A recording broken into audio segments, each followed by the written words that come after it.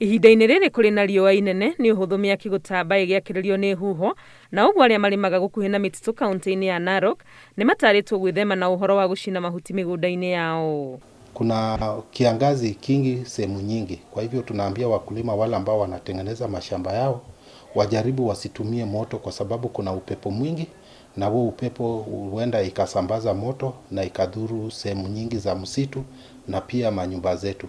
Afitha uyu wa kumenyerera mititu agitara arĩmi na nikaba mareke mahuti maya mabuthere mĩgũnda. Wasanye takataka kisha wawache ioze kwa shamba, pia ni manufaa kuliko kuyachoma. Hamwe na ũũ nĩ orĩtie andũ matigane na ũhoro wa gũcina makara, akiuga ũyũ nĩ ũmwe wa mathĩna marĩa maracangĩra harĩ gũthũkia mĩtitũ na ũguo magathũkia marĩa matũrigicĩirie.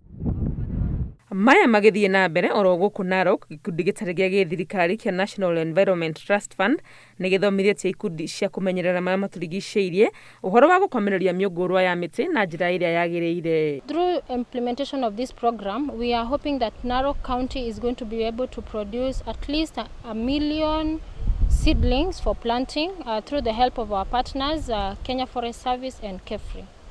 Ikundi ici cia komereria mĩũngũrwa icokaga ikendia ĩmwe ĩrĩ kũrĩ rũhonge rwa mĩtitũ ya kũhanda mũtitũ-inĩ ta wa Mau, na gĩthomo kĩrĩa mahetwo nĩ gĩa gũkomereria mĩtĩ ya ũndũire. 2020 tuliweza kufaidika through net fund, waliweza kutununulia seedlings 30,000 seedlings, na wamama waliweza kufaidika sana, na tunashukuru kwa sababu hii mwaka pia tumekuwa beneficiaries ya ESP funding. We don't have rain now, it might delay, but minimum will raise maybe over 1.5 million seedlings. We are trying to restore the environment using the indigenous base of seedlings because they do well.